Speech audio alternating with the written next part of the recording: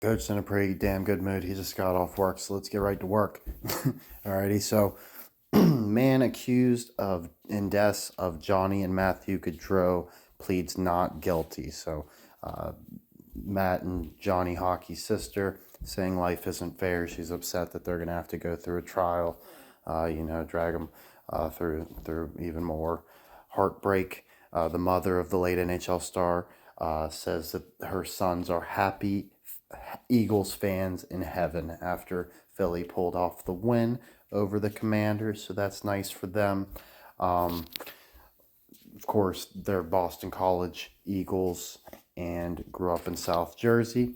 Heading to our boy Boston Allen, one of my favorite top three players on the channel. OG, been here since pretty much day one. He said, I hope the Eagles beat the Chiefs this year, pulling for the underdogs in the Super Bowl. I don't like the NFL, but I can admit I'm actually a fan of the Eagles. They could say they won the Super Bowl like the Seahawks did in 2014, and like John Madden say, they can never take it away from you, and that is the Vince Lombardi trophy. Right on. You know, Coach is pulling for the Eagles hard. He thinks in the bag for them. He's got a very interesting Eagles Super Bowl play. He's pulling out his own version of the Philly special. He'd like to walk you through at the end of this video, so stay tuned for that. Happy birthday, Alan Alda. Wish you were dead right now. Coach sure does. Please burn in hell, Alan Alda. We are sick of your goofy ass. Get the fuck out of here. Reggie White, okay, died in 2004. What do you know? Right before the Eagles made their first Super Bowl since 1981.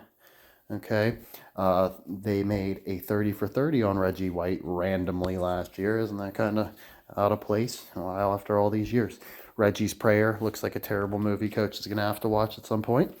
The Price is Right host Drew Carey shuns contestants when they lose. He turns cold to them and ignores them completely. That is not only hilarious, but hopefully a sign that he will drop dead on stage. Jimmy Johnson, 81 years old, 76th birthday. Watch out, Jimmy. We got your ass going down too. We're taking down two Jimmy Johnsons. We already got a Jimmy Johnson Hall of Famer. We want American sports coach Jimmy Johnson and NASCAR driver Jimmy Johnson dead within the month. Okay, Jimmy Johnson dying later does almost nothing for Coach. He's definitely got to go before July. Paris Campbell, okay, also July 16 again. July 16. 97, another 76. 7676. All right, we love you, Paris. Let's see. See you do anything special? That was it. Okay, Maxime Reynaud named ACC Player of the Week again. I mean, come on, Maxime. It's getting old. Can't you do anything else? Be the best player in the best conference in basketball? What the fuck? Alrighty, so Eagles, interesting numbers. Tanner McKee, 2 games into his NFL career, has 4 touchdown passes, no interceptions, and a passer rating of 117.2. That's awfully close to 118. Just a little bit of a better performance in the Super Bowl would bring it up to that mark. Also, did you know Tanner McKee, his first NFL start was in Week 18. How about that? His passer rating, 3rd highest in NFL rating history by any quarterback 2 games in their career, with a minimum of 40 pass attempts. Who else on the list? Marcus Mariota. Coach would have told you that. Another one-time Jalen Hurts backup. Okay. And Case Keenum, who was Doug Peterson's quarterback. How about that? McKee, second quarterback. It was either that or Peterson's team got a big boost by intercepting Case Keenum. He's important to Peterson, I promise. McKee is the second quarterback in history to begin his career with consecutive games. Actually, they might have beat Keenum 38-0. I think like that was the game that gave them like a ton of confidence or something. Now that I think about it. Sorry for the correction. But let's see. Second quarterback in history to begin his career with 2 consecutive games with 2 or more touchdowns and no interceptions. Mariota is the other one. What do you know? Mariota. We got to bring up Carson Wentz too because he had 3, right? So what do you know? Let's see. Second highest ever by an Eagles. Only Wentz did better. Okay. And only quarterback in NFL history drafted 6th round or later with 4 touchdown passes and no interception through first 2 career games. Even Tom Brady could not do that. The Eagles finished with the number 1 defense in the NFL for the first time since Palindrome 1991. Coach always said that 91-92 defense was the best in Eagles history. That's Jerome Brown. And they finished with the number 1 pass defense as well for the second time in 3 years. 26 in defense last year, largest jump in NFL history to the top spot. Not bad, right? We're just going to move on from this. There's not a whole lot left. If there's, I don't care. We're going to skip past that. Okay, so let's get back to our boy Boston Allen. Because he was saying, somehow, I don't know how he missed that I'm an Eagles fan when like my first upload was like a 2-hour video telling you how much I love Nick Foles. But yes, Coach grew up an Eagles fan. It's his only favorite team he's ever had. He did have like a mild soft spot for the Niners when they had Terrell Owens, but then once we stole him, that was donezo. And I did like the Houston Oilers when I was real young, but obviously they were disbanded pretty quickly. The Eagles were my Tecmo Bowl team, my Madden team, my NFL Street team. Yeah, Coach loves the Eagles. He has, like I said, got Midnight Tunnel, Iversons, all that sort of stuff.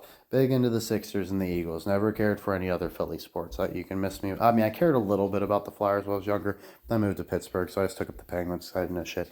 And like, fuck it. I'll probably get into the Flyers and try to figure out when they're going to break their curse or whatever the hell they're doing.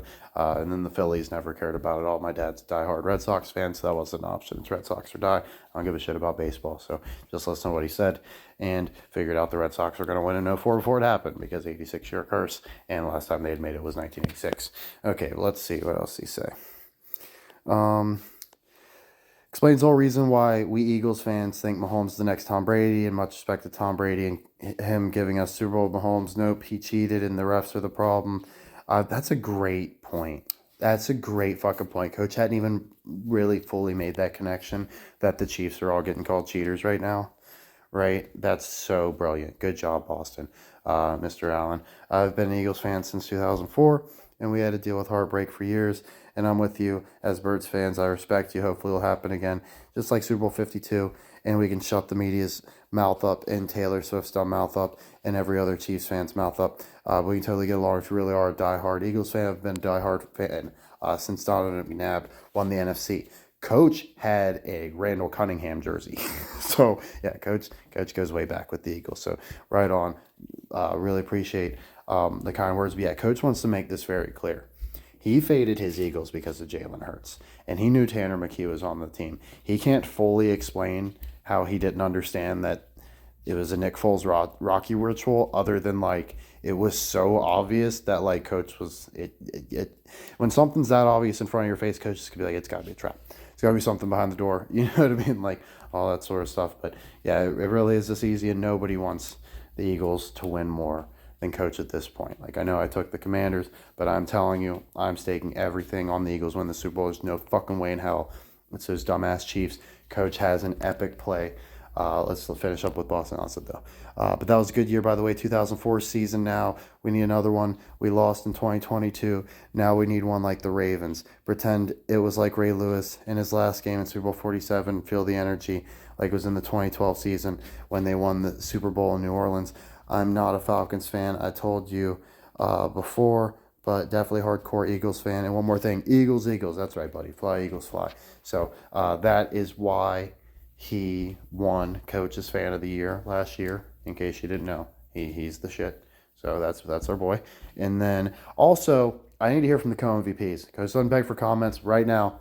If you're in here, Trevor and Daniel, I want to see something about how you're feeling. What's going on? He hasn't heard from you in a while. He wants to make sure you're still in here, right? So let's see. Kylie Kelsey's podcast. So Jason Kelsey's wife had a podcast that was more popular than Joe Rogan's for a brief second just a moment ago. Also, Jason Kelsey has a very popular podcast. There's also a documentary about Jason Kelsey, which Coach is halfway through watching. Coach also managed to read 60 pages, a quarter of a way through Fearless, Doug Peterson's underdog story, right? So Coach has been hard at work. He also made all those videos and stuff today. So I understand that some people may have issues with my picks. There's no way you've watched this channel from day one and you can be even remotely honest with yourself and say Coach did not give you enough to get this right on the money. You have to know. Between the Rocky stuff, I showed you Tanner McKee, I showed you Paris Campbell, I showed you when the Rocky statue came up. Like, yeah, Coach was like a day late, right? He wasn't willing to fold the Redskins, but he was nervous about it. It wasn't anything like we were going into the Lions. I knew for a fact the Skins were going to smack the Lions. I said to you that Eagles versus Skins was like my Super Bowl. meaning that if we won this, I'm already celebrating because I know it's in the bag. Meaning, guess what? Skins over Eagles was not in the bag. Coach never thought that, right? They were always the other team that could make it, and it had to be Chiefs on the other side. Unless it's the Skins making it, somehow maybe it's the Bills, right? In some weird universe, right? But yeah, Chiefs were keyed in on the whole time. We know it's between the Eagles and the Commanders. Coach picked wrong, and if he would have thought more about how shitty that logo was and how it's just not going to be enough time to get it all changed, like stuff just happens too quick, right? When we weren't on the Commanders or the Eagles in preseason, apart from possibly Chiefs Eagles Super Bowl, which ended up going down, but everybody was saying it was going to happen. So coach is like, that's just too easy. There's no way they're paying everybody. Oh, it's going the other way. It's the Eagles winning, right? So coach feels worse than anybody could possibly imagine. They missed that pick, but also, would I have rather been right and it not be this script? Fuck no, this plays so perfectly into the blueprint I've been building. Like, do you know how many things this ties into? Mike Tyson, fucking the Guardians, like everything makes more sense if it's this. The Cardinals especially. If Tanner McKee comes in and starts smoking, you're not going to be thinking twice about my Stanford Cardinal basketball team. You know that's true, right? So that's what coach has there. So Justin Tucker's slump, coach told you it was related to Nick Foles. Well, you know, he was a big part of the reason why they lost by 5 points to the Eagles earlier in the year. Let's see. McKee was not involved in the Eagles Super Bowl win, surprisingly. The AI was able to tell us that, but they did tell us something. Oh, yeah, he made the debut in Week 18. We already know that. So, one of our commenters said that, I believe, man, I'm going to blow it. They said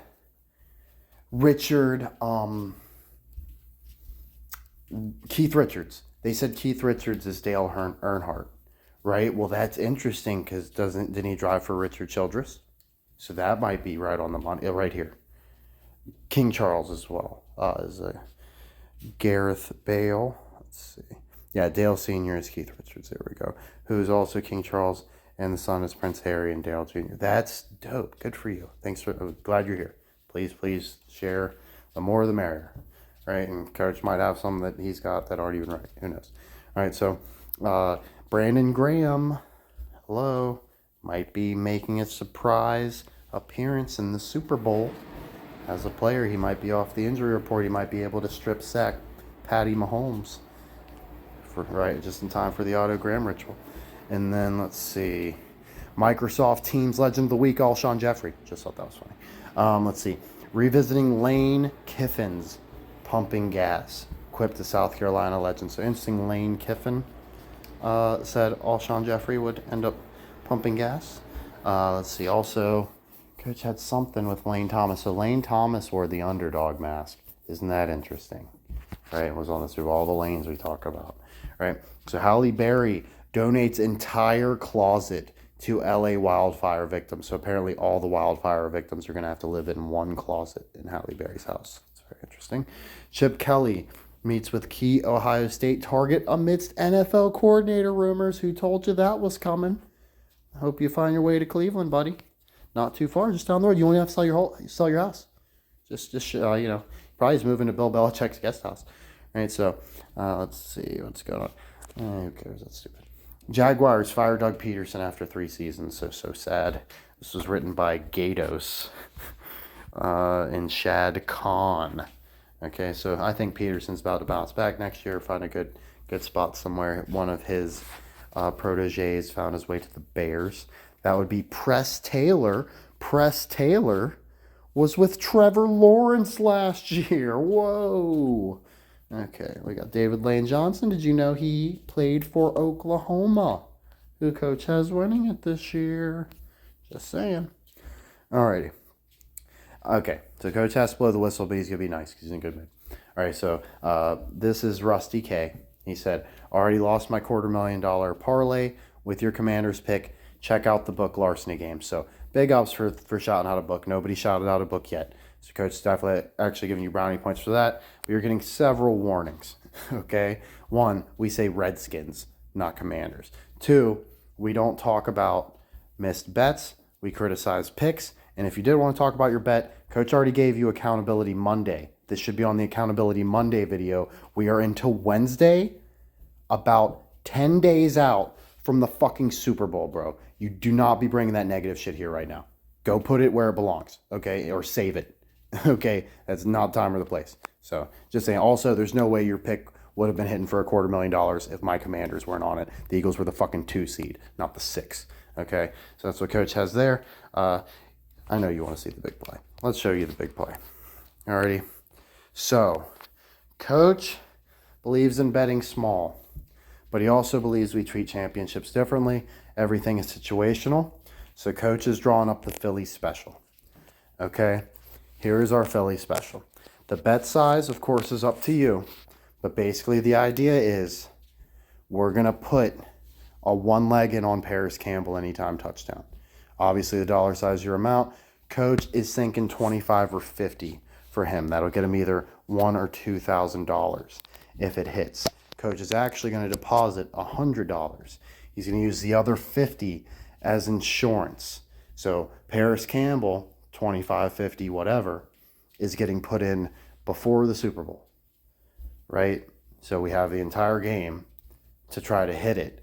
But that other 50 we're going to hang on to and we're going to live bet as insurance.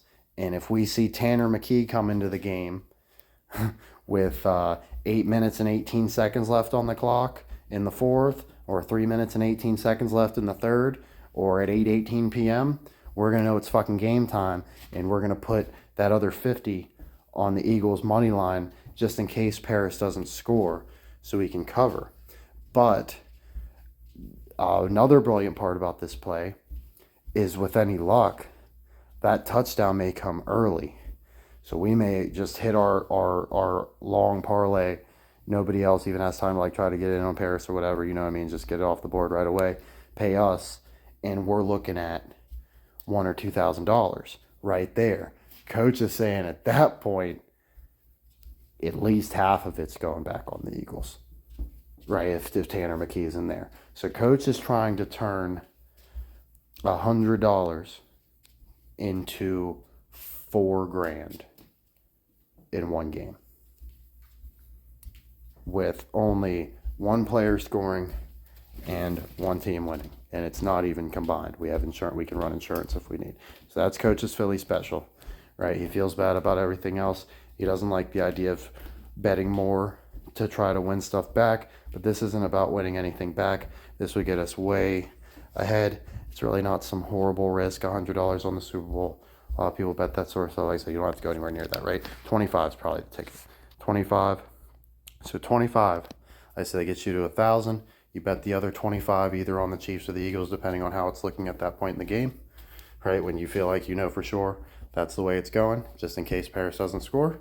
But if Paris does score, you got $1,000 sitting right there, and throw it right back and possibly double it, right? So that's Coach's play, and he's definitely running it. He thinks he's doing the full 100 and trying to get the $4,000.